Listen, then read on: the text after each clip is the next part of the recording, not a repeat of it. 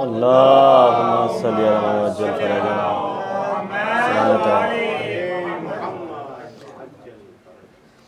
دوستان عزیز، اس سے پہلے کہ مجلس اعزاز میں خطابت کا آغاز ہو، تھوڑا آگے تشریف لے آئیے کہ مخصوصی ہے، شاید اور مومنین بعد میں تشریف لائیں گے۔ رضا بھائی آگے تشریف لے آئیے، آپ میرے پاس تھوڑا آگے آ جائیں جوانہ برادر ایمان، یہ کہ ہمیں جلو بھی آ رہی لطفاً۔ حیدر بھائی اتنے دور نہ بیٹھے، آپ بھی آگے آ جائیے، نزدیک آ جائیں۔ ایک دفعہ بلند آواز سے درود بھیج دیے گا محمد و آل محمد پر، اللہم صلی علی محمد و آل محمد۔ بچے ادھر آ جائیں، آپ لوگ اس طرف آ جائیے، جگہ خالی ہے۔ مہدی میرے پاس آ جائیے، آپ بھی شہان آپ بھی ادھر آ جائیے، پاس آ جائیے، جگہ بنائیے بابا کے پاس۔ شاباش، بہت اچھے بہت اچھے۔ ایک دفعہ بلند آواز سے درود بھیج دیے گا محمد و آل محمد پر۔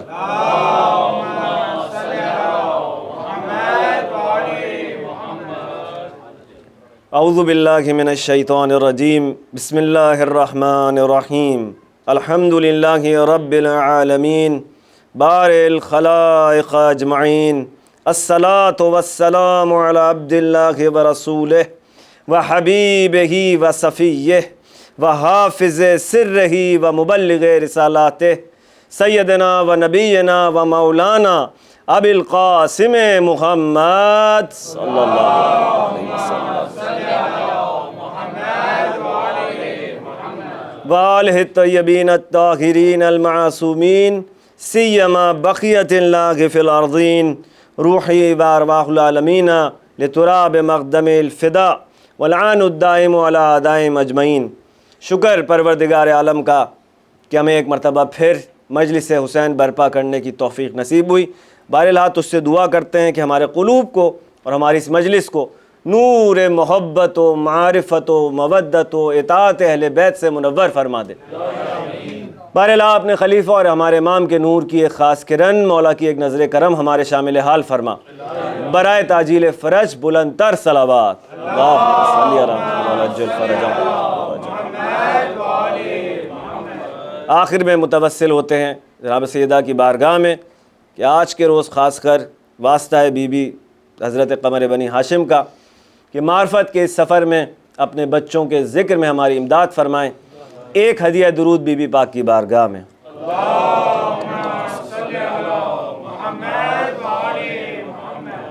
عزیزان گرامی، معرفت اہل بیت، زیارت جامع کبیرہ کی روشنی میں، اس عنوان سے ہم نے چاند محرم کو جس گفتگو کا آغاز کیا تھا، آج اس کی 8ویں نشست ہے، اور مختصر عرض کروں جو اب تک خلاصہ ہے گفتگو کا، کچھ کلمات کا ہم نے جائزہ لیا زیارت جامعہ کے، جس میں پہلا کلمے سے ہم نے بات شروع کی تھی، السلام علیکم یا اہل بیت نبوہ۔ پھر سلام پہ گفتگو رہی، پھر ہم نے وہ دیکھا من احبکم فقد احب اللہ، کیوں تھوڑی سی گفتگو اس بات پر ہوئی کہ کیوں آخر ان کی محبت اللہ کی محبت قرار پائی، کیوں ان کا بغض اللہ کا بغض ہے۔ ہم نے انسان کی زندگی میں حب و بغض، محبت و نفرت کا نقش دیکھا کہ کیا اہمیت ہے انسان کی زندگی میں، کیوں اللہ نے انسان کو ایسا موجود بنایا کہ اس کا تقاضا جو تھا آخر میں اجر رسالت کا وہ مودت فی القربہ تھا، کیونکہ اس کو ایک دل دیا ہے جس میں یہ صلاحیت رکھی کہ محبت کرے اور نفرت کرے۔ ٹھیک ہے، پھر ہم نے ایک کلمہ دیکھا تھا جس میں مولا تعلیم دے رہے ہیں زائر کو کہ کس طرح وہ زانو ادب طے کرے، تواضع کے ساتھ آئے اور یہ اقرار کرے کہ اہل بیت نبوت میں آپ کی وہ تعریف نہیں کر سکتا کہ جو حق ہے، کیونکہ میں آپ کی حدود کا احاطہ نہیں کر سکتا، مجھے نہیں معلوم آپ کی فضیلتوں کی انتہا کیا ہے، تو ظاہر ہے تعریف کا حق ادا نہیں ہو سکتا۔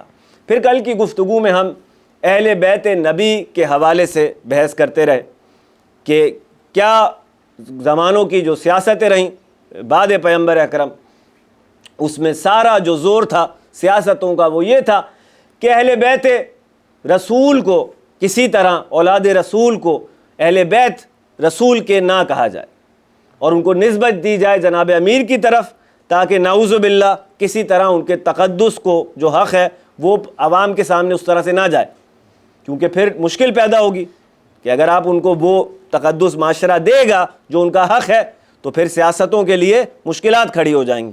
تو انہوں نے سوچی سمجھی حکمت عملی کے تحت جو ہے وہ چاہا یہ کہ آل رسول کو جناب امیر کے نام سے جو ہے وہ متعارف کرایا جائے ہمیشہ. پھر ہم نے دلیلیں دیکھیں کہ کس طرح ہارون رشید کو امام کاظم علیہ السلام نے قرآنی استدلال کی بنیاد پر یہ ثابت کیا. آیہ مباہلہ ہم نے دیکھی، اور وہ آیت جس میں حضرت ابراہیم علیہ السلام کی ذریت کی طرف اشارہ ہوا، اور من ذریت ہی اس کے بعد 10 انبیاء کے پروردگار نے نام لیے جن میں سے ایک حضرت عیسیٰ تھے. ٹھیک ہے، پر وہاں دلیل قائم کی کہ عیسیٰ علیہ السلام کے والد نہیں تھے، تو کس طرح پروردگار ان کو اولاد ابراہیم شمار کر رہا ہے اپنی ماں کی طرف سے. تو پروردگار کا پیمانہ کیا ہے کسی پیغمبر کی آل ہونے کے لیے، یہ مولا نے قرآن سے دلیل قائم کی. پھر گفتگو رہی تھی کچھ اسی نقطے کو ڈسکس کرنے سے پہلے، جو گفتگو رہی تھی تمہید کے طور پہ، وہ حجاز، سرزمین حجاز میں جو بیٹیوں کا تصور تھا اس حوالے سے رہی. تو آج اپنی گفتگو کو میں وہیں سے انشاءاللہ شروع کروں گا، اور پھر کچھ نکات جو ہے آپ کی خدمت میں. ایک دفعہ بلند آواز سے درود بھیج دیے گا محمد والے محمد پر.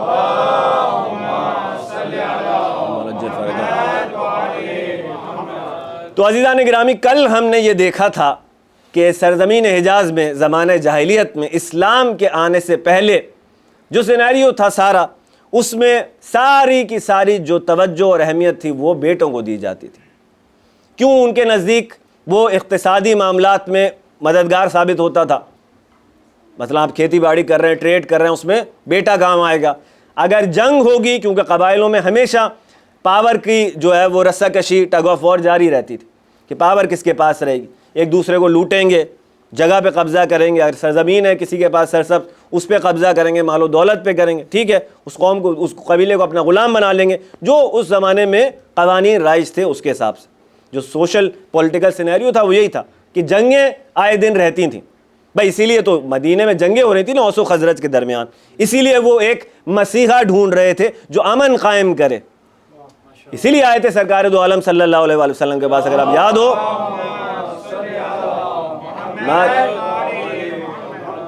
کہ کوئی نجات دہندہ چاہیے ہمیں، ہم تنگ آ گئے ان طولانی جنگوں سے. ٹھیک ہے، تو ساری اس سینیریو میں کیونکہ میلز مینلی لڑا کرتے ہیں.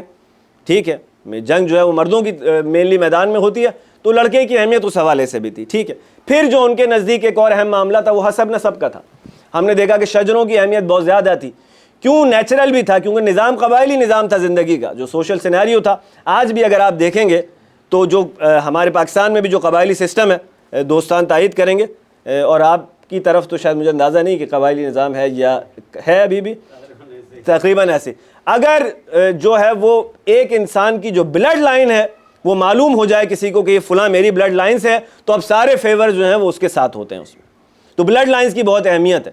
اور پھر قبیلہ ہوتا ہی ایک خاندان ہے، بیسیکلی ایک فیملی ہوتی ہے. ٹھیک ہے نا، وہ سب آپس میں رشتہ دار ہوتے ہیں، ان کے آف شوٹس ہوتے ہیں، بچوں کے بچے، ان کے بچے، ان کے بچے. ٹھیک ہے، تو حسب نسب کی اہمیت بہت زیادہ تھی. ایک دفعہ بلند آواز سے درود بھیج دیے گا.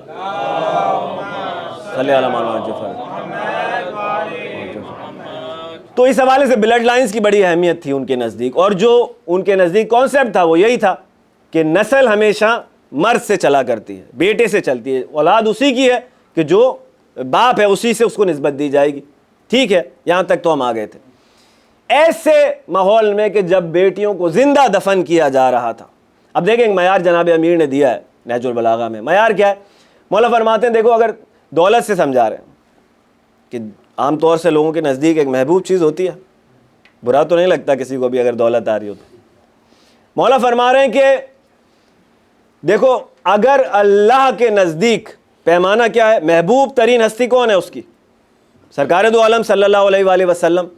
ٹھیک ہے، تو اب اگر اس کا محبوب ترین نبی اس کو وہ کوئی چیز دے رہا ہے تو وہ تمہاری نظروں میں محبوب ہونی چاہیے، کیونکہ وہ اللہ کی نظروں میں محبوب. مولا اس طرح ایجوکیٹ کرنا چاہ رہے ہیں. تو دولت کی مثال دے رہے تھے کہ دیکھو، اگر دولت اللہ کی نظر میں محبوب ہوتی تو تمہارے پیغمبر کے پاس ہوتی، تو سب سے زیادہ وہ اپنے حبیب کو وہ چیز دیتا. ٹھیک ہے نا، صحیح ہے، سمجھ میں آ رہی ہے بات آپ کی. تو اسی سے اصول سے جو مولا نے دیا، ہم ایک اور نتیجہ غرض کرتے ہیں کہ اس معاشرے میں جہاں بیٹیوں کو زندہ درگور کیا جا رہا ہے اس کا مقابلہ پروردگار اس طرح کر رہا ہے کہ اپنے محبوب ترین رسول کو اِنَّا أَعْطَيْنَاكَ الْكَوْثَرَ، ہم نے تمہیں ایک بیٹی عطا کی ایسی. دیکھیں آپ، کی ذات پہ بلند تر صلوات. اللہم صلی علی محمد وعلی عجل فرجہم. تم بیٹیوں کو بوجھ سمجھتے ہو، میرا محبوب ترین رسول اپنی بیٹی کے لیے اپنی جگہ چھوڑ کر کھڑا ہو جاتا، اتنا ہی احترام، اتنی ہی رسپیکٹ، اور وہ ڈیزرو بھی کرتی تھی. وہ بیٹی اس نے ثابت کیا کہ اس کا میرٹ تھا، کہ ہم جو کہہ رہے ہیں نا مسلسل کہ معصومین کا احترام مقام کے اعتبار سے ہے، ورنہ چچا تو ابو لہب بھی تھا. تبت یدا ابی لہب، ہاتھ ٹوٹ جائیں ابو لہب کے. بلڈ ریلیشن کی اہمیت نہیں ہے اللہ کے نزدیک، مقام کی اہمیت ہے. اس مقام کی حامل بیٹی دے کر معاشرے کو ایجوکیٹ کر رہا ہے. بیٹیاں بوجھ نہیں ہیں، بیٹیوں کو بوجھ نہیں سمجھنا. افسوس کے ساتھ یہ کہنا پڑتا ہے کہ آج بھی ہمارے معاشروں میں ایک بیٹی ہو، دو بیٹی ہو، تین بیٹی ہو، اس لڑکی بیچاری جو ماں ہوتی ہے اس کا سر شرم سے جھکنا شروع ہو جاتا. کتنے افسوس کی بات ہے عزیزان کرام کہ ہم اہل بیت کے ماننے والے ہیں. اللہ اکبر. تو کیسے اس ساری کلچر کا پروردگار مقابلہ کر رہا ہے کہ اس کا رسول اپنی بیٹی کے ہاتھ چومتا ہے، اس کے لیے اپنی جگہ چھوڑ دیتا ہے، اور جیسے آج مولانا کہہ رہے تھے قام الیہا، دوڑ کر استقبال کرتا ہے اس کا اور اپنی جگہ پر بٹھاتا ہے اس کو. اور پھر سارے القابات، زہرا، بطول، محدثہ، عذرا، اور نہ جانے کیا کیا بیوی کی فضیلتیں جو سیدتی نساء العالمین، انتہا ہو گئی. خواتین جنت کی سردار. دیکھیں آپ عزیزان گرامی کیسے مقابلہ کر رہا ہے پروردگار اس تہذیب جاہلیت سے، اور میرٹ کے ساتھ، کیونکہ اس بیوی کا میرٹ ہے. یہ ساری جو نکات ہیں نا، یہ ہمارے لیے بہت ہی غور طلب ہیں کہ کیسے پروردگار نے اس کا مقابلہ کیا ہے. اور پھر چاہا یہ کہ اولاد رسول جو ہے وہ آل رسول وہ اس بی بی سے، چل ایک دفعہ درود بھیج دیے گا محمد والے محمد پر.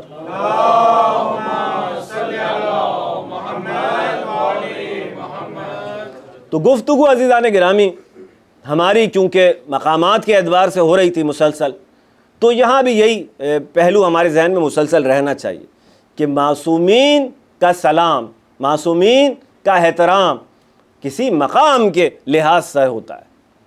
ٹھیک ہے نا.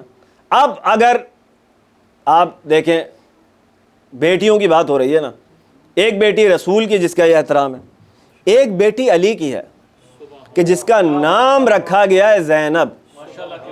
اب آپ کہیں کہ شاید کوئی اعتراض کرے کہ زینب تو اس معاشرے میں ایک کامن نام تھا، اور بھی زینب نام کی بیویاں تھیں.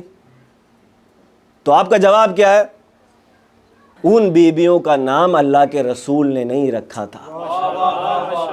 دیکھیں مولا علی اپنی اولاد کے نام رکھنے پہ سرکار پہ سبقت نہیں کیا کرتے تھے. وہ دنیا میں آئی ہے شہزادی اور منتظر ہیں کہ رسول سفر پہ تھے، وہ واپس آئیں گے تو نام رکھیں، اور رسول منتظر اپنے رب کے حکم کا. فرما رہے ہیں اب جب وہ حکم لے کے فرما رہے ہیں تو گویا ایسا ہے اللہ کہہ رہا ہے کہ اس کا نام رکھا جائے زینب، اپنے باپ کی زینت. اللہ کہہ رہا ہے یہ علی کی زینت قرار پائے گی.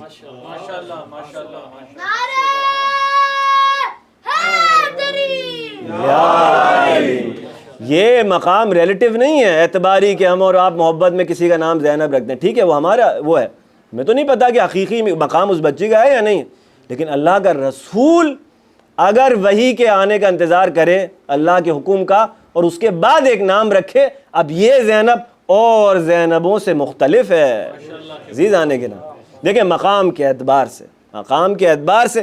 اب آپ مسلسل آج 8ویں نشست آ گئی جس کا ہم انتظار کر رہے تھے کہ کب سرکار قمری بنی ہاشم کا ذکر ہوگا، تو اس میں ہم کہہ رہے تھے کہ مولا کی جو زیارت ہے اس میں ہم عبد الصالح پہ غور کر رہے تھے. السلام علیکم عبد الصالح، لیکن اس سے پہلے آئیے اب جو نقطہ ہے یہاں پہ وہ یہ ہے، السلام علیکہ یبن امیر المومنین، اے امیر المومنین کے بیٹے آپ پر سلام ہو. دیکھیں عزیزان گرامی اب بات یہ ہے کہ ہم نے کل گفتگو جہاں روکی تھی وہ کیا مرحلہ تھا اہل بیت نبی، مگر زیارت نے کہا السلام علیکم یا اہل بیت النبوہ، تو اب یہ معلوم ہو رہا ہے کہ نبی ایک فرد ہیں، ایک انسان ہے. ٹھیک ہے. ایک بزرگ کی جو تحقیق ہے وہ ہماری امداد کرے گی. انہوں نے اس طرح انالائز کیا، انہوں نے کہا دیکھو بھائی قرآن کی نگاہ معلوم کرنے کی کوشش کرو.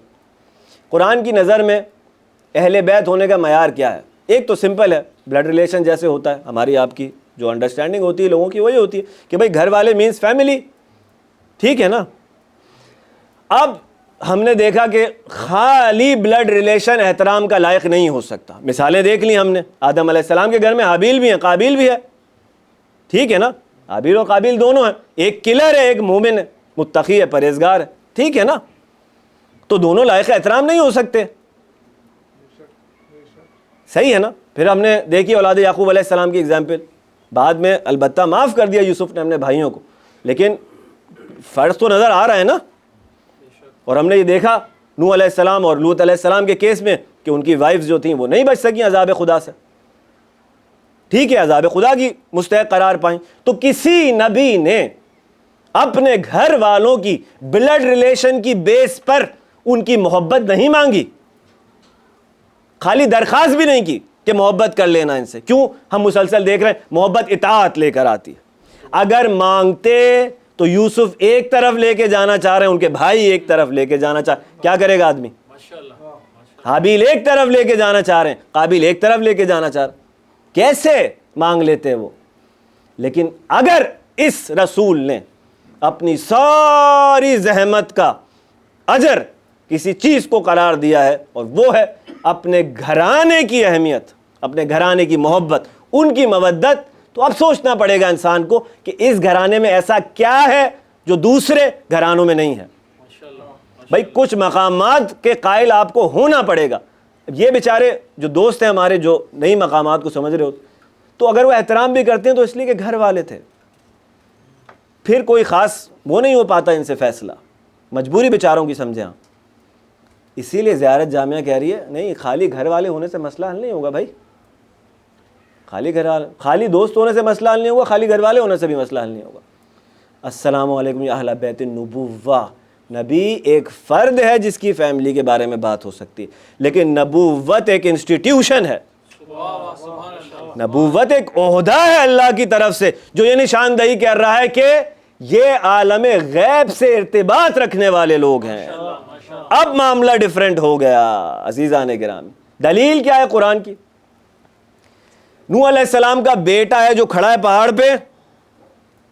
نوح علیہ السلام کا بیٹا ہے جو پہاڑ پر کھڑا ہے. وہ آنے والا ہے سیلاب. ٹھیک ہے نا. وہ طوفان، وہ سیلاب، اور سرکار دیکھ رہے ہیں کہ یہ ڈوبنے والا ہے. چاہ رہے ہیں کہ ان کی کشتی میں سوار ہو جائے. ٹھیک ہے. اب باپ تو بہرحال ہے نا، اب بلڈ ریلیشن ہے تو محبت تو ایک باپ کے اندر فطری ہے. پاکیزہ نفس تو سب سے ہی محبت کرتا ہے نا. چاہ رہے ہیں کہ نجات پا جائے کسی طرح. تو اس کو کہہ رہے ہیں، دعوت دے رہے ہیں کہ آؤ کشتی میں سوار ہو جاؤ. اور وہ کیا کہہ رہا ہے کہ میں پہاڑ پر چڑھ کر اپنی جان بچا لوں گا.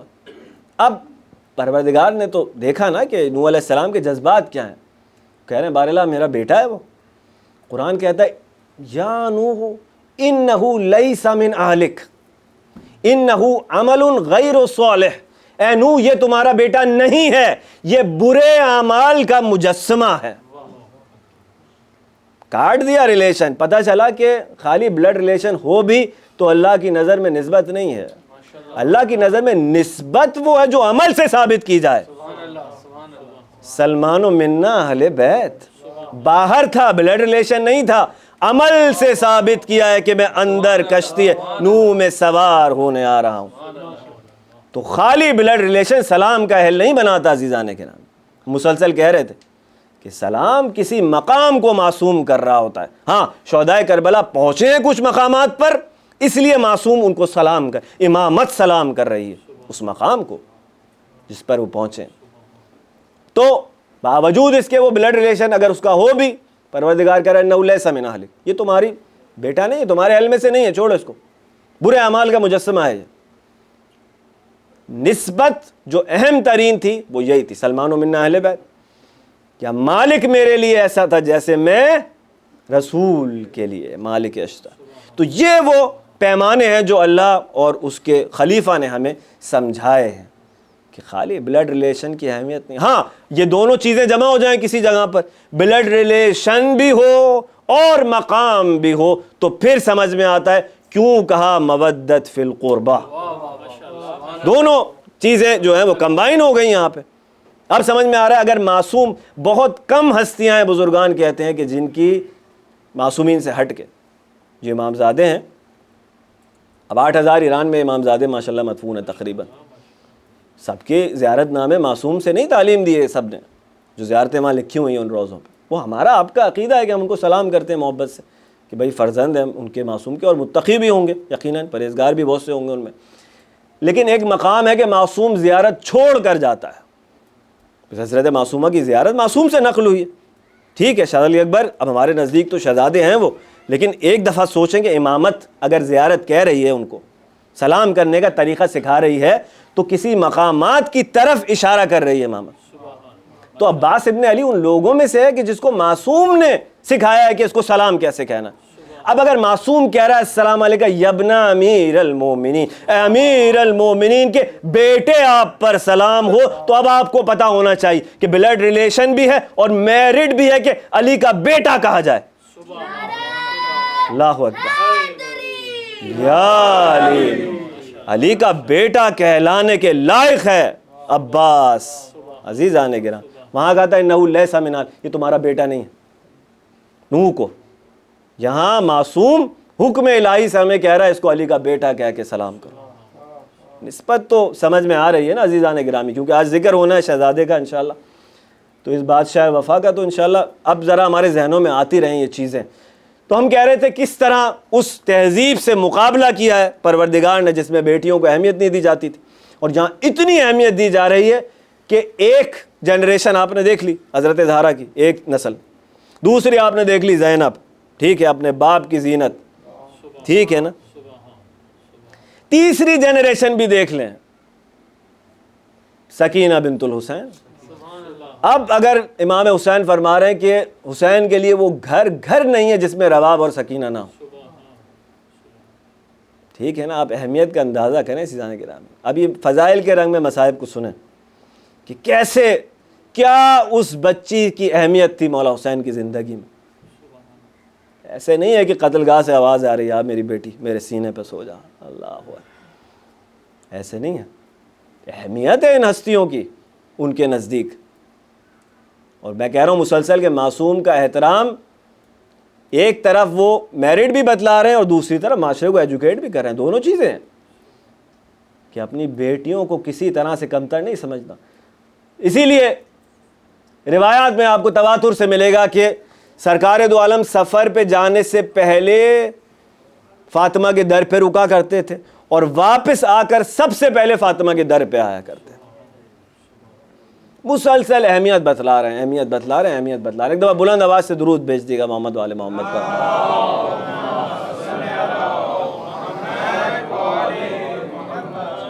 تو اب جو ہے وہ ہم نے اہمیت خاندان نبوت, ایک دفعہ درود بھیجیے گا محمد والے محمد.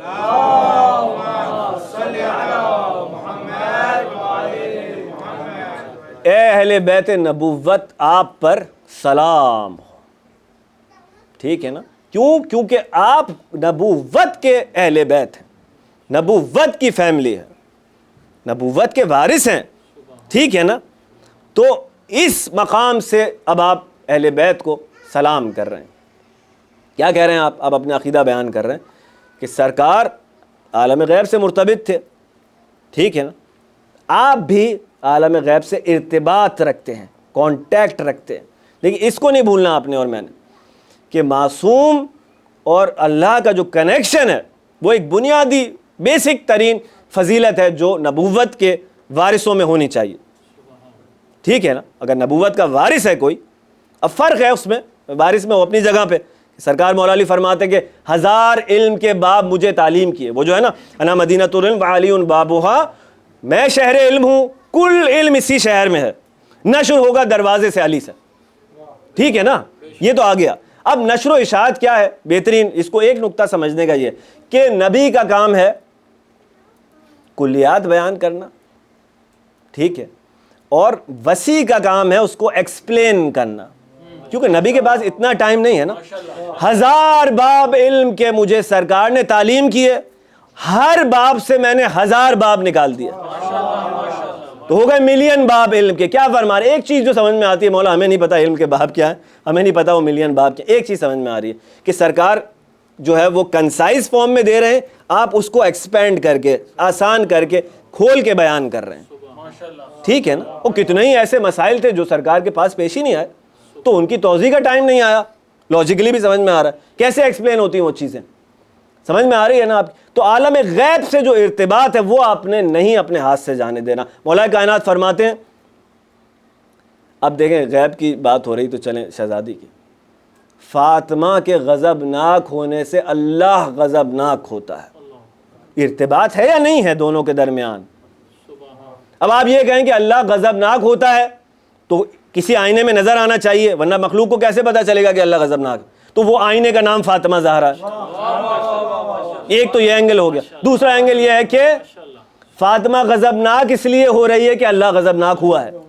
دونوں اینگل سے آپ دیکھ لیں اس معاملے کو، سمجھ میں آ رہا ہے؟ ارتباط نہیں چھوڑ سکتے ہم، ذاتی کچھ نہیں، ہم نے کہہ دیا فقر محض کی اصطلاح استعمال کی کہ خلافت الہی فقر محض ہے، اپنا ذاتی کچھ نہیں ہے۔ جب اپنا آپ مٹا دیتا ہے انسان پھر محبوب ہے، اور محبوب ہی ہے بس۔ پھر یک جان دو قالب کہتے ہیں آپ اردو میں، عام اصطلاح میں سمجھانے کے لیے، کہ ان دو دوستوں میں اتنی محبت پائی جاتی ہے کہ گویا باڈیز دو ہیں لیکن ایک حقیقت ہے، ایک ریالٹی ہے، سمجھ رہے ہیں؟ ایکسٹینشن۔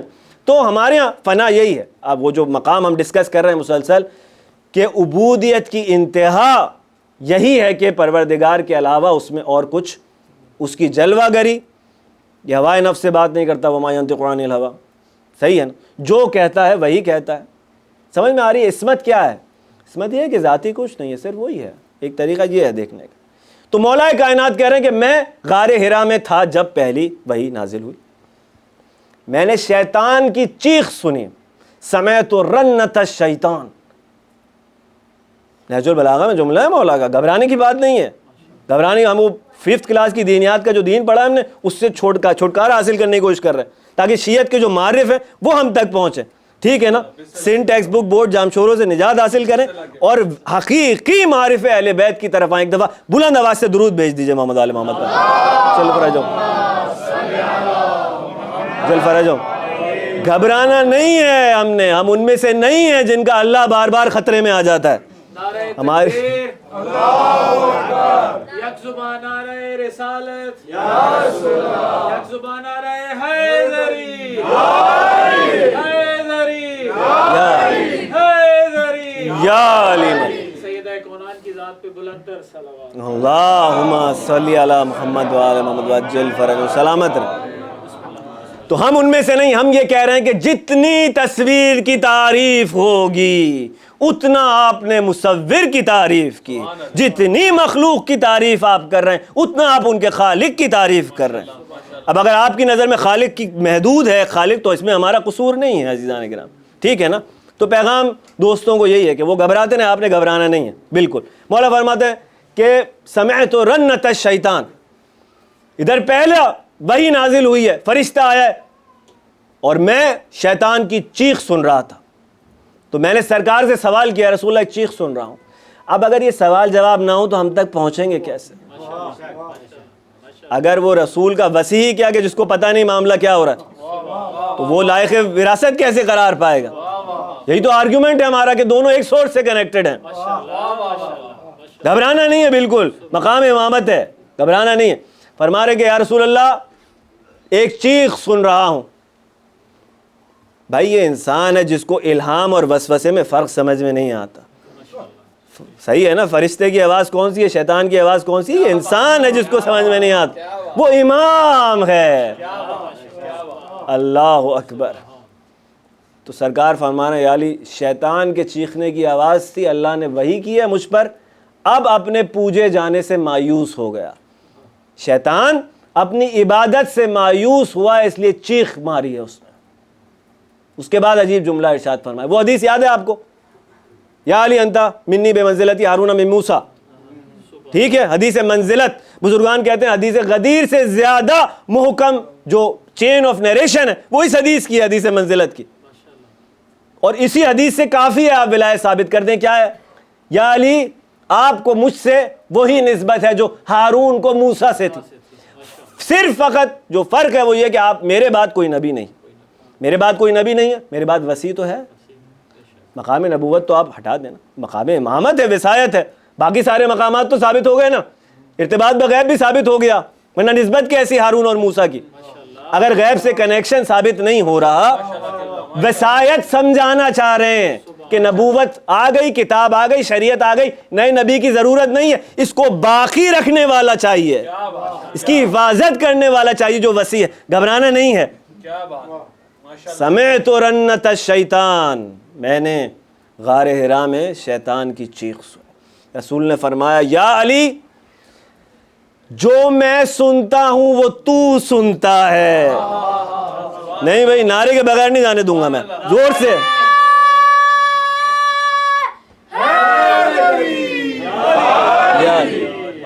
اسلامیات سے مقابلہ کریں، بچپن کی تشیع کے معارف کو قبول کرنے کا ہاضمہ پیدا کریں۔ عزیزان گرامی، جو تو سنتا ہے، کیونکہ جس اعتبار سے نہیں سن رہا، نہج البلاغہ ہے، اپنے پاس سے نہیں پڑھ رہا، جس اعتبار سے آپ کہیں گے شاید 90% جو ہے وہ مولا علی سن لیتے تھے، تو 10% جو ہے وہ ناقص ہو گئی وصایت۔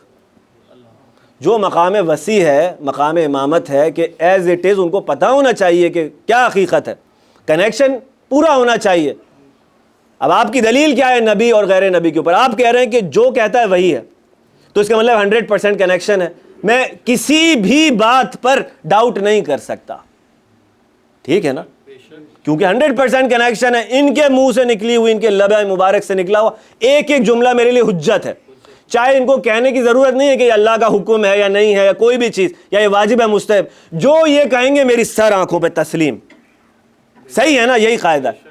تو اب آپ کے لیے امامت کے لیے آپ کا عقیدہ کیا ہونا چاہیے؟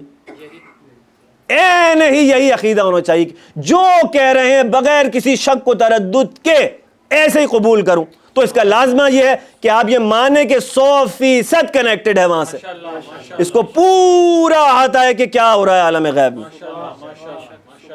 جس اعتبار سے بھی آپ قائل ہوئے اس ڈیفرنس کے نبوت اور وصایت میں، اس اعتبار سے مقام ارتباط الہی، ارتباط بعالم غیب، اسی اعتبار سے نعوذ باللہ آپ نقص کے قائل ہو گئے، آپ کی معرفت اس جگہ پہ ناقص رہ گئی، آپ کی اطاعت بھی ناقص رہے گی۔ اطاعت اس کی کامل ہے جو یہ سمجھ رہا ہے کہ جو کہہ رہے ہیں وہی ہے، اسی کا وارث ہے یہ مقام، اسی مقام کا وارث ہے یہ علی، کہ یہ بھی جو کہہ رہا ہے وہ حکم الہی ہے۔ اب شریعت کی ضرورت الگ سے نہیں ہے، کتاب کی ضرورت الگ سے نہیں ہے، مقام وصایت ہے، وسیع کا مقام ہے۔ تو وسیع کیا ہوتا ہے؟ ابھی تو جب نبی کے ساتھ یہ ہو رہا ہے تو مقام وسیع تو بہت بعد میں آئے گا عزیزان گرامی، جو ہوا ہے سرکار کے جانے کے بعد۔ لیکن ہمیں اپنے سب کانشس میں جا کے وہ ساری پروگرامنگ ہٹانی ہے جو دستگاہ سقیفہ سے نکل کر ہم تک آئی ہے، اور حقیقی معرفت تشیع تک پہنچنے کی کوشش کرنی۔ ایک دفعہ بلند آواز سے درود بھیج دیجیے۔ جل فرجوں۔ اب وقت بہت تیزی کے ساتھ جا رہا ہے اور مطالب الحمدللہ جو ہے وہ بیان کرنے ہیں، تو آپ کی سماعتیں جو ہیں وہ اسی طرح توجہات مرکوز رہیں، آگے بڑھتے رہیں گے۔ تو وہاں پہ مولا نے جب یہ کہا کہ یا رسول اللہ سن رہا ہوں شیطان کی چیخ، سمے تو میں نے سنی شیطان کی چیخ، پھر سرکار سے پوچھا کہ یہ کیا ہے؟ اب وہی میں کہہ رہا ہوں کہ پوچھیں گے نہیں، کتنی ہی گفتگو آپس میں رسول اور علی کی اس لیے ہے کہ ہم تک پہنچے معرف۔ اس دور میں جو لوگ ہیں ضروری نہیں کہ ہر سوال وہ آ کے کریں، ان کی معرفت کا بیچاروں کا حال آپ کو معلوم ہے کہ تازہ ابھی بت پرستی سے نجات حاصل کی ہے۔ آپ ان سے کیا ایکسپیکٹ کر رہے ہیں کہ وہ درجات معرف اس پر ہوں؟ ہر ایک سلمان نہیں ہوا کرتا جو گھومتا پھر رہا تھا اسلام کے آنے سے پہلے کہ حق و حقیقت کدھر ہے۔ وہ ایران سے اٹھ کے کہیں شام جا رہا ہے، کہیں قیدی بنایا جا، غلام بنا کے بیچا جا رہا ہے، اس کی جستجو ختم نہیں ہو رہی، اور سچی جستجو کا نتیجہ تھا کہ پہنچا دیا اپنے محبوب ترین افراد کے در پہ، میرٹ پروف کیا ہے۔ ہر کوئی سلمان نہیں ہوتا عزیزان گرامی، ٹھیک ہے نا, ہر کوئی نہیں ہوتا سلمان. تو فرما رہے ہیں کہ جب میں نے کہا کہ یا رسول اللہ یہ کیا ہے, بتایا کہ یہ شیطان کی چیخ ہے, اور وہ اپنے پوجے جانے سے مایوس ہو گیا. اس کے بعد جملہ ارشاد فرمایا, یا علی جو میں سنتا ہوں وہ تو سنتا ہے, فرق یہی ہے کہ تو نبی نہیں. سمجھ میں آ گیا رسول اللہ, تو وسیع ہے, اس کا مطلب یہ ہے تو وسیع ہے. ٹھیک ہے, گھبرانا بالکل نہیں. ایک دفعہ بلند آواز سے درود بھیج دیے محمد والے محمد پر.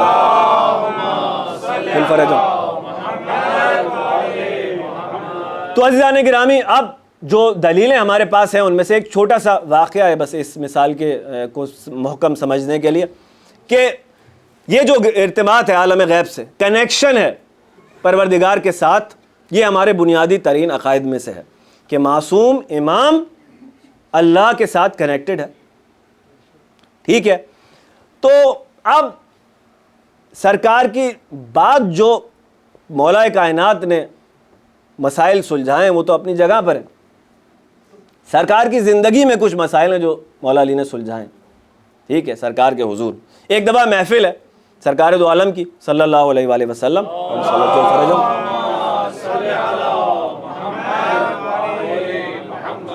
اور ایک مقدمہ جو ہے وہ آتا ہے سرکار کی محفل میں. اور وہ مقدمہ کیا ہے؟ وہ مقدمہ یہ ہے کہ ایک گائے نے ایک اور جانور کو جو ہے وہ مار دیا ہے. ٹھیک ہے, گائے نے, کسی انسان کی گائے تھی کسی آدمی کی, اس نے ایک جانور کو مارا, وہ مر گیا, سینگ مار دیا, مر گیا. اب مقدمہ جو آیا ہے سرکار کے پاس یہ آیا ہے کہ بھائی وہ جو جس کا جانور مارا گیا ہے وہ اس کو قیمت ادا کی جائے گی یا نہیں ادا کی جائے گی اس جانور کے مالک کی طرف سے. ٹھیک ہے, تو سرکار کی محفل میں سرکار نے کہا بتائیے, لوگوں سے پوچھنا شروع کیا. کسی نے کہا کہ یا رسول اللہ جانور جو ہے وہ اس کی کیا رسپانسبلٹی اور کیا, کچھ نہیں, تو جو ہے وہ جانور کے مالک کو کچھ دینے کی ضرورت نہیں ہے اس لیے کیونکہ جانور کی رسپانسبلٹی نہیں ہوتی. یہ اس طرح کے جوابات آئے بہرحال. اور یہ بھی ایک طرح کا لطف ہے اللہ کی طرف سے کہ چانس سب کو دیا جائے بھائی, ایکول اپرچونٹی امپلائر ہے رسول اللہ کا. ٹھیک ہے نا, اگر نہ بھیجا ہوتا پہلے خیبر کے فتح ہونے سے پہلے تو سامنے نہیں آتا کہ کتنا مشکل مرحلہ تھا, ورنہ کہتے تھے ہمیں تو چانس ہی نہیں ملا. بھائی ایکول اپرچونٹی امپلائر, اپنا میرٹ پروف کرو. اور اصول وہی ہے جو الہی اصول ہے.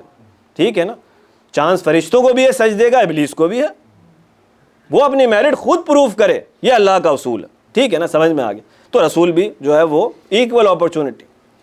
ذات سلاسل کا جو غزوہ ہے نا عزیزان گرامی, 12,000 جنگجو کہتے ہیں تلواروں کا ڈریس پہنا ہوا تھا انہوں نے, اور یہ عہد کیا تھا کہ نعوذ باللہ ہماری اسلام ہے کہ اسلام کی فاتحہ پڑھیں گے.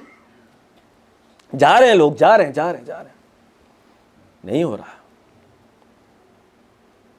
پھر وہی جو خیبری سیرت تھی, جاؤ علی اب تم جاؤ. اور عمرو عاص جو رائٹ ہینڈ ہے کس کا, دشمن علی کا رائٹ ہینڈ ہے نا, لابینگ کر رہا ہے کیونکہ اس سے پہلے وہ گیا تھا اور شکست کھا کے لوٹ آیا واپس. اب وہ لابینگ کر رہا ہے کس طرح علی کا راستہ روکا جائے. ان سے مل رہا ہے, سمجھ رہے نا, رزلٹ نہیں آ رہا. علی رکنے والا نہیں کیونکہ رسول نے حکم دے دیا. گھوڑوں کو دوڑایا ہے اس طرح سے کہ پروردگار نے کہا قسم ہے ان گھوڑوں کی جن کی ٹاپوں سے چنگاریاں نکل رہی تھیں. اللہ اکبر عزیزان گرامی. بہرحال تو باقیوں کو چانس ملا, اپنا بتائیے. سب نے اپنا اپنا بتایا, سب نے بتایا اپنا اپنا. کہا علی اب جواب نہیں ملا اسی لیے تو علی کے پاس آئے نا.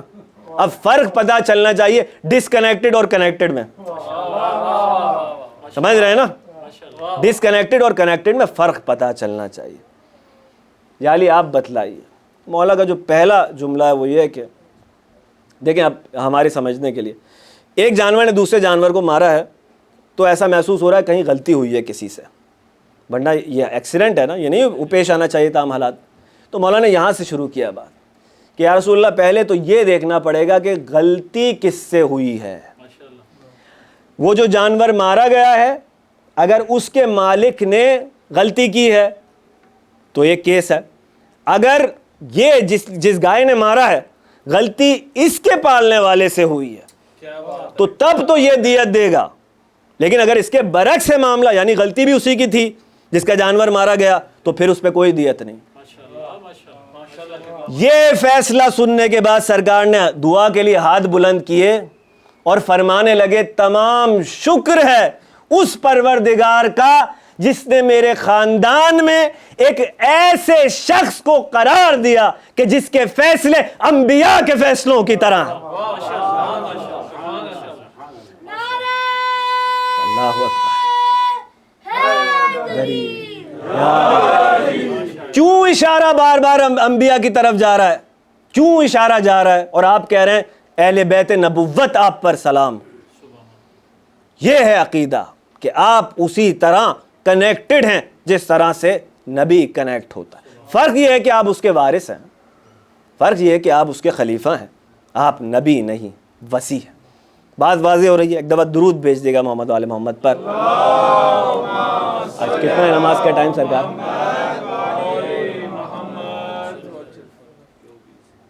24 تک ہے. 5-10 منٹ وضو کے دینے ہیں. اچھا چلیے, اب گفتگو جو ہے اس کو ہم تھوڑا سا مختصر کرنے کی کوشش کریں گے. زیارت جامعہ کے حوالے سے اپنی عرائض کو روک دیں گے. اب ذکر جو ہے باب حوائج کا ہے. اور اچھا انشاءاللہ تعالی یہ جو ہے میری اس کے بعد جب میں اٹھ جاؤں گا انشاءاللہ, کیونکہ گیپ تو ہوگا بیچ میں, آپ یہ کروا دیجیے. ایک دفعہ بلند آواز سے درود بھیج دیجیے گا.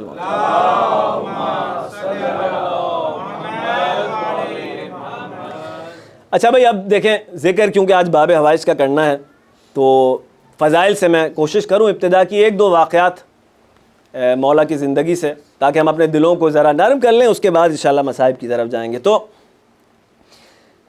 معاملہ یہ ہے عزیزان گرامی کہ السلام علیکم یا ابن امیر المومنین دیکھ لیا آپ نے, اور وہ دوسری نسبت جو عبد صالح ہے.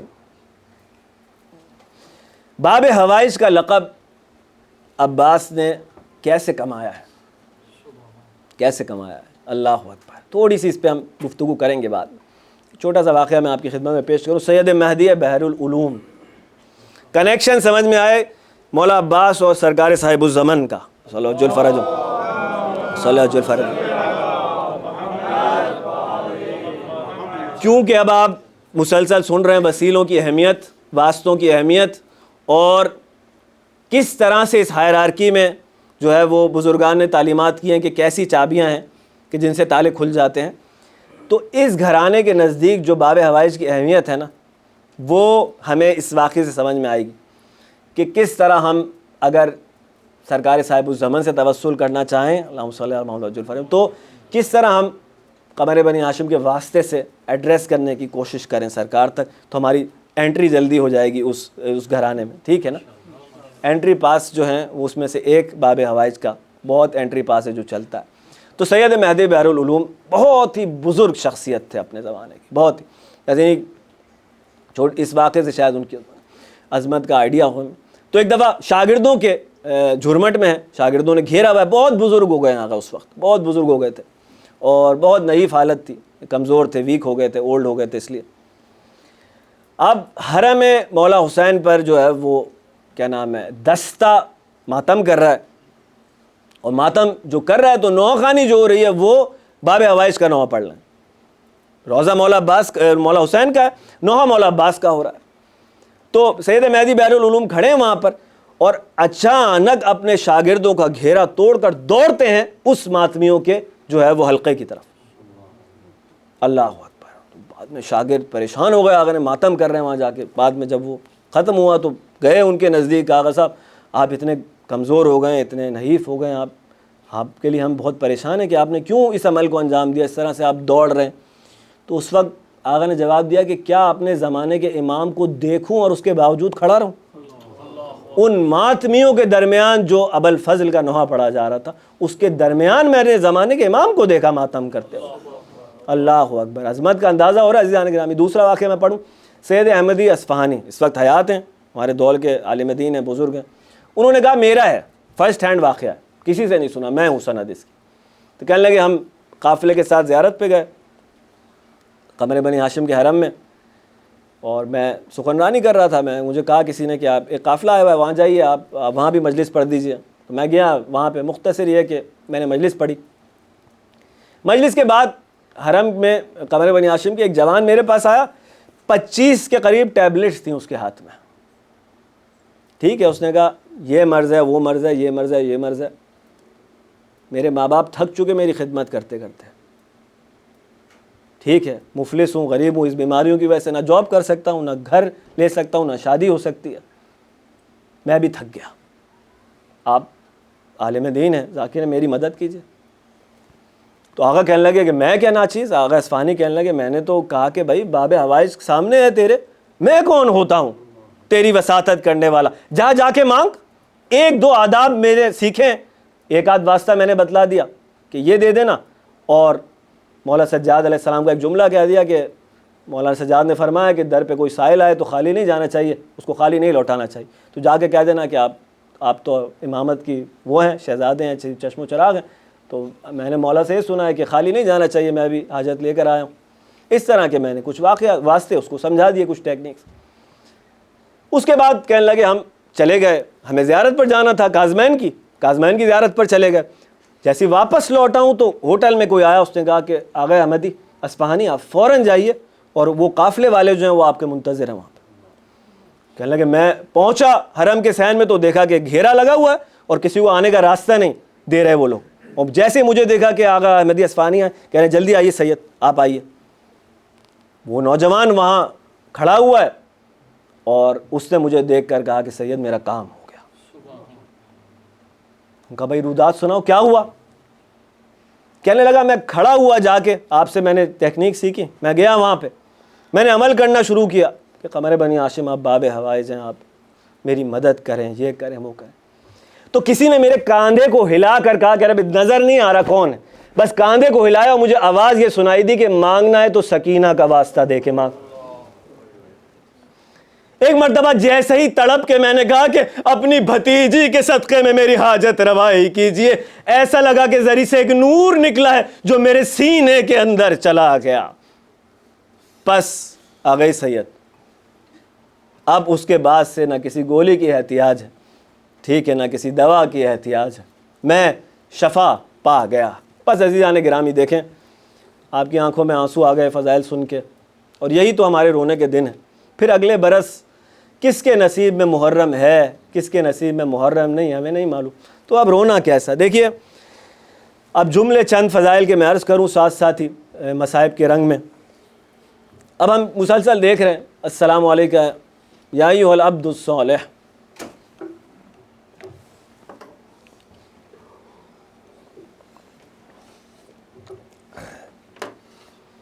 اے عبد صالح آپ پر سلام.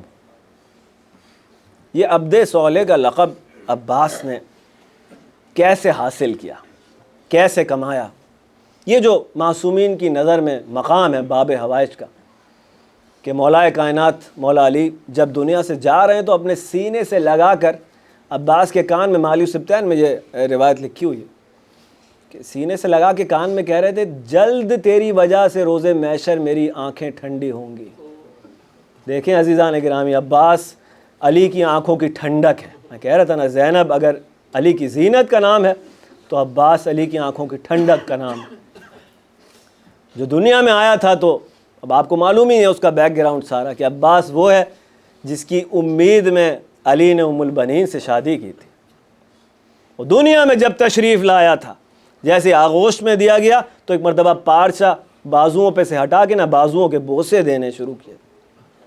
عباس علی کی بوسہ گاہ کا نام ہے. اللہ اکبر. ابھی تو فضائل چل رہے ہیں عزیزان گرامی. کیا مقام ہے کہ مولا سجاد کہہ رہے تھے کہ روز محشر ہمارے چچا عباس کے لیے جو مقام ہے اس پر تمام شہداء رشک کر رہے ہوں گے. کیا ایسا عباس نے کیا ہے اپنی زندگی میں. دیکھیں نا کہ جب وہ آیا ہے اجازت مانگنے کے لیے تو فرمایا مولا حسین نے کہ عباس تو میرا لشکر ہے. اللہ اکبر. اپنی ذات میں ایک لشکر. وہ جو عبد صالح ہے, آرام آرام سے میرے ساتھ روتے رہیں, انشاءاللہ شہادت تو ہم پڑھیں گے. جو عبد صالح ہے وہ کیا ہے؟ مولا امام جعفر صادق علیہ السلام کہہ رہے ہیں کہ ہمارے چچا عباس کو پروردگار نے جنت میں 2 پر عطا کی ہیں، جس میں وہ جنت میں ملائکہ کے ساتھ پرواز کیا کرتے ہیں۔ اللہ اکبر، اللہ اکبر۔ ایک عالم دین سوگنامہ آل محمد میں نے روایت دیکھی تھی، کہتے ہیں کہ انہوں نے نقل کیا اس کو کہ ایک شخص جو ہے وہ زائر تھا ابا عبداللہ کا، اور روزانہ ابا عبداللہ کی زیارت کیا کرتا تھا مولا حسین کی۔ تو اس نے عالم رویا میں سیدہ زہرا سلام اللہ علیہ کو دیکھا۔ جب اس نے سلام کیا تو بی بی نے اپنا رخ پھیر لیا، تو تڑپ کر کہنے لگا شہزادی میرے سلام کا جواب نہیں دے رہی، میں ہر روز آپ کے بیٹے کی زیارت کے لیے جاتا ہوں۔ بی بی نے جواب میں فرمایا کہ ہر روز میرے بیٹے حسین کی زیارت کے لیے جاتا ہے، اور ہفتے میں صرف 1 مرتبہ میرے بیٹے عباس کی زیارت کے لیے جاتا ہے۔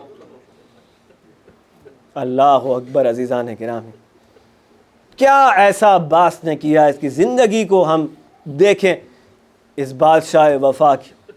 دیکھیں، جب آپ نے دیکھ لیا واقعہ کہ جب مولا سے بیعت کا سوال کیا گیا تو اس نے بلایا، مدینہ کے والی مدینہ نے بلایا مولا حسین کو، تو ساتھ میں لے کے گئے مولا بنی ہاشم کے جوانوں کو۔ دیکھیں، آواز بلند ہو جائے تو داخل ہو جانا۔ سب سے پہلے جو جوان داخل ہوا اس کا نام تھا باب ہوائے جبل فضل، ٹھیک ہے نا؟ سب سے پہلے داخل ہوئے۔ اب آپ یہ دیکھیں کہ وہاں سے جب واپس آئے ہیں، ذرا سا پریکٹیکلی دیکھنے کی کوشش کریں کہ امامت کے آگے کیسا تسلیم تھا عباس۔ عبد صالح کی جو منزل ہے عبودیت کی، وہ بندگی کی منزل معصوم کی اطاعت سے حاصل کی ہے اس نے۔ اور اطاعت ایسی ہے کہ دیکھیں، میری آپ کی زندگی چل رہی ہے، ٹھیک ہے، اپنی اپنی زندگیاں ہم گزار رہے ہیں۔ مولا 34 برس کے تھے اس وقت، فیملی ہے، بچے ہیں، وائف ہے۔ ادھر مولا حسین نے کہا کہ عباس سفر کی تیاری کرو۔ سوال نہیں ہے کہ مولا میری لائف کا کیا ہوگا، میرے بیوی بچے نہیں، سفر کی تیاری کرو۔ سفر کی تیاری شروع ہو گئی۔ کہاں جائیں گے کچھ نہیں ہے سوال۔ کتنی بڑی بڑی ہستیوں نے مولا کو مشورے دیے، مولا یمن کی طرف چلے جائیں، مولا کسی انجان راستے سے چلے جائیں، اپنی خواتین اور بچوں کو چھوڑ جائیں۔ عباس کی پوری زندگی میں حسین کے لیے ایک مشورہ نہیں ہے، سراپا اطاعت۔ جو یہ جانتا ہے کہ 100% ارتباط ہے عالم غیب سے، جو کہہ رہے ہیں حکم الہی ہے۔ اللہ اکبر، کیسی تسلیم کی منزل ہے۔ چلو عباس سفر کی تیاری، بس سفر کی تیاری شروع ہو گئی۔ میرے مولا نے کہہ دیا سوال کیسا اس میں۔ چلے گئے 8 ذی الحجہ کو آپ بدل رہے ہیں، حج کو عمرے سے بدل رہے ہیں۔ عباس چلو بس حج کو عمرے سے بدلیں گے، یہاں سے نکلیں، کوئی سوال نہیں ہے۔ کیوں حج نہیں کر رہے، کہاں جائیں گے، کچھ۔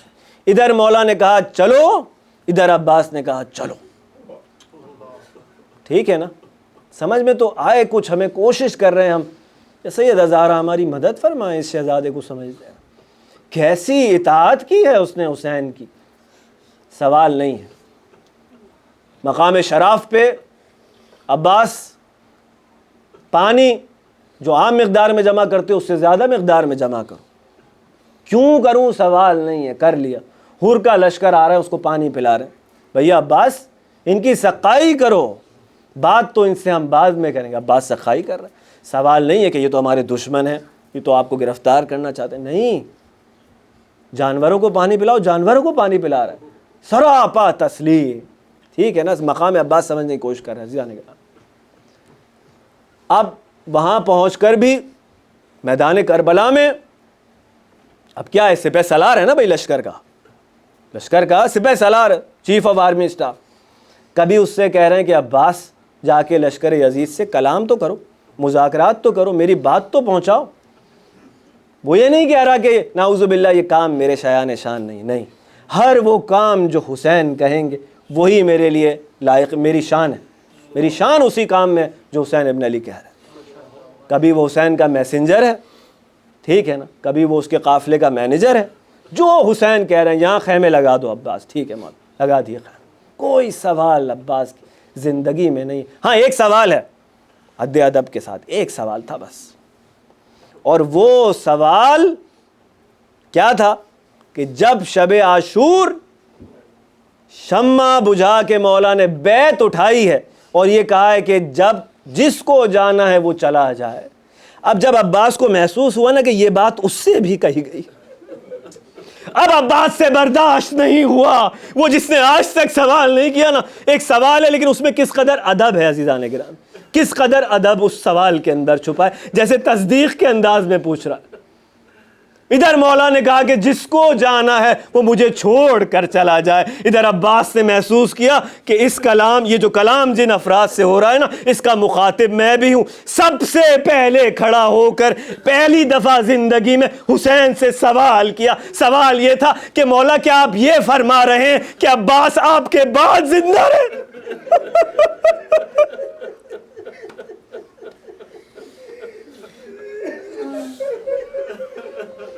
کیا آپ یہ کہہ رہے ہیں کہ میں آپ کے بعد زندہ رہوں؟ برداشت نہیں ہے عباس سے. بس عزیزان گرامی, صبح عاشور طلوع ہوئی, اصحاب گئے, انصار گئے, عباس کے بھائی گئے.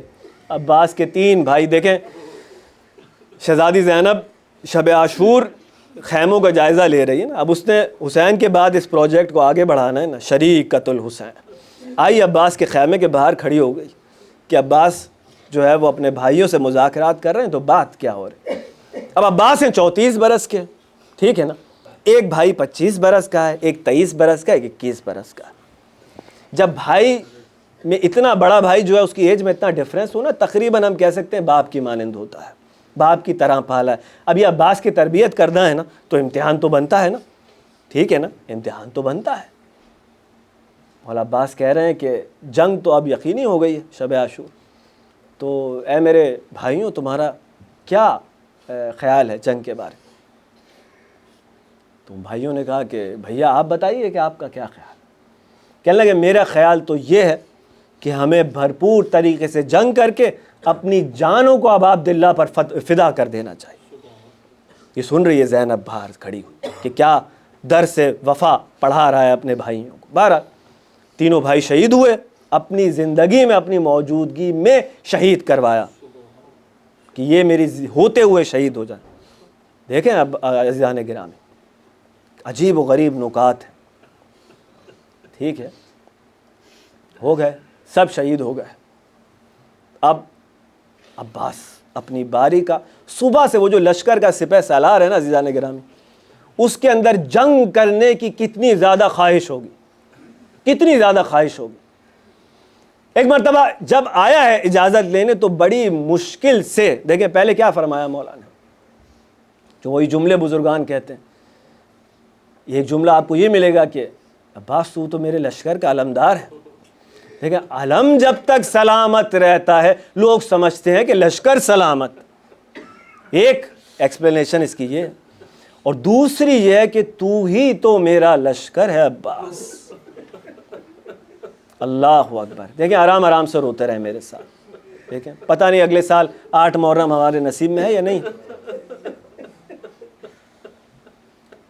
وہاں کہا تھا حضرت موسیٰ نے جو دعا کی تھی نا, پروردگار میرے بھائی ہارون کے ذریعے میری کمر مضبوط رکھ.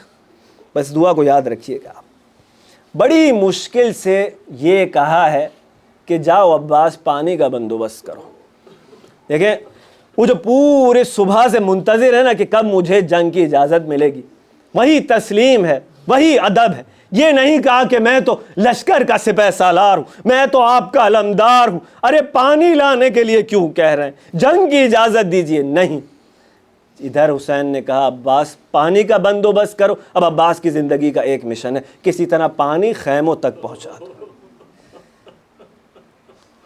4000 کا پہرا نہر فرات پر. ادھر علی کا شیر چلا اور معلوم ہوا کہ کیوں حسین کہہ رہے تھے تو میرا لشکر ہے عباس. 4000 کے پہرے کو چیر کر عباس پانی میں اترا, مشکیزہ بھرا, اس کے بعد مشکیزہ اپنے کاندھے پر ٹانگا, ایک مرتبہ چلو میں پانی بھرا. اب دشمن سوچ رہا ہے کہ عباس پانی پیے گا. عباس تازہ دم ہو جائے گا، پھر عباس ہم پر حملہ کرے گا۔ نہیں عزیزان گرامی، کچھ کلام کر رہا ہے، پانی کو دیکھ رہا ہے اور کچھ کلام کر رہا ہے اپنے آپ سے۔ کربلا کے گوشے سید سجاد نے ایک ایک گوشہ جو ہے وہ بعد میں بتایا ہے لوگوں کو کہ کس نے کیا کہا، کس نے کیا کیا۔ اللہ اکبر۔ اب پانی کو دیکھ کر اپنے آپ سے کلام کر رہا ہے۔ چلے واپس، جب علی دنیا سے جا رہا تھا نا تو مالی سبطین نے لکھا کہ عباس کو سینے سے لگا کر کان میں آہستہ سے کہا تھا، عباس پانی مت پینا میرے نال، جب تیرا قبضہ نہر فرات پر ہو جائے میرے بیٹے پانی مت پینا۔ ارے کیسے پانی پی لے عباس، دیکھ رہا ہے پانی کو، یہ اس ماں کا لال ہے نا جس کا نام ہے ام البنین۔ پس عزیزان گرامی، ایک جھلک ام البنین کی دیکھیں کہ کس آغوش میں تربیت پائی ہے، کس بی بی کی محنتیں تھیں۔ آپ کو یاد ہوگا کہ جب قافلہ مدینہ لوٹا ہے واپس تو بشیر حکم سید سجاد سے یہ اعلان کرتے پھر رہے تھے مدینہ کی گلیوں میں کہ اے مدینے والوں، وہ جو حسین کا قافلہ 28 رجب کو چلا تھا وہ لوٹ آیا ہے۔ یہ اعلان کرتے جو ہیں وہ پھر رہے ہیں مدینہ کی گلیوں میں، ٹھیک ہے نا۔ لوگ دوڑ کر جا رہے ہیں اس قافلے کے استقبال کے لیے جو سید سجاد کا قافلہ رکا ہوا ہے مدینہ کے باہر۔ ایک گھر کا دروازہ کھلتا ہے، ایک بوڑھی بی بی ایک چھوٹے بچے کا ہاتھ تھامے اپنے گھر سے نکلتی۔ اس بی بی کا نام ہے ام البنین، اور وہ بچہ باب حوائج کا وہ بچہ ہے جس کو گھر چھوڑ کر آئے تھے ام البنین کے ساتھ۔ ایک مرتبہ بشیر سے ملاقات ہوتی ہے۔ اب بشیر یہ دیکھ رہا ہے کہ ایک ماں ہے نا ام البنین، ایک ماں کو اگر میں اس کے بیٹوں کی خبر سناؤں، ایک ساتھ سناؤں گا تو شاید یہ برداشت نہیں کر پائے گی، اور مائیں تو ظاہر ہے سب سے پہلے اپنے بیٹے کی خبر سننے میں اس کی دلچسپی ہوگی نا عزیزان گرامی، یہی ہے نا۔ تو بشیر بھی یہی سمجھ رہا تھا۔ ادھر بشیر آیا، ام البنین کہہ رہی ہیں میرے حسین کی خبر سنا، اے بشیر کے حسین کا حال کیسا ہے۔ ایک مرتبہ بشیر کہہ رہا ہے کہ ام البنین تمہارا لال عبداللہ مارا گیا۔ ام البنین کہہ رہی ہے میرے حسین کی خبر سنا۔ وہ کہہ رہا ہے تمہارا جعفر مارا گیا۔ وہ کہہ رہی ہے میرے حسین کی خبر سنا۔ ارے 3 بیٹوں کی خبر سنانے کے بعد اس نے کہا ام البنین تمہارا عباس بھی مارا گیا۔ ایک مرتبہ ام البنین تڑپ کر کہتی ہے ارے آسمان و زمین کے درمیان جو بھی کچھ ہے وہ میرے حسین پر قربان، میرے حسین کی خبر سنا۔ ایک مرتبہ اس نے کہا حسین شہید ہو گئے۔ ام البنین غش کھا کر کیسے عباس پانی پی لے گا عزیزان گرامی۔ ایک مرتبہ پانی کو دیکھ رہے ہیں، کلام کر رہے ہیں اے عباس کے نفس، یہ کیسے ممکن ہے کہ حسین خیمہ گاہ میں پیاس اور حسین کا غلام پانی۔ ایک مرتبہ پانی پھینکا، مشکیزہ کاندھے پر سنبھال کر سوار ہوا علی کا لال۔ اب جب واپس جانا چاہتا ہے تو چاروں طرف سے گھیر رہے ہیں وہ یزیدی جو فرار کر گئے تھے پہلے۔ ایسے میں جنگ کرتا جا رہا ہے کہ ایک بازو قلم ہوا، ارے ایک مشکیزے کو دوسرے بازو پر رکھ لیا، دوسرا بازو قلم ہوا، دانتوں سے مشکیزے کو سنبھالے ہوئے تھا کہ کسی ظالم کا تیر آیا اور اس مشکیزے میں جتنا پانی تھا زمین پر بہہ گیا۔ اب عباس قتل گاہ میں ہے۔ اللہ اکبر۔ مشکل ترین گھڑی عزیزان گرامی ابو الفضل العباس کی یہی تھی۔ ایک مرتبہ گھوڑے کی زین پر بیٹھا ہوا عباس، ہاتھ نہیں رہے کہ جنگ کر سکے، پانی پہنچانا چاہتا تھا، ارے مشک سے پانی زمین پر عباس کرے تو کیا کرے، اے خدا میرا وظیفہ کیا ہے۔ اللہ اکبر۔ عباس اپنے گھوڑے کی زین پر حیران ہے، مختل میں حیران، بار الہ میں کروں تو کیا کروں۔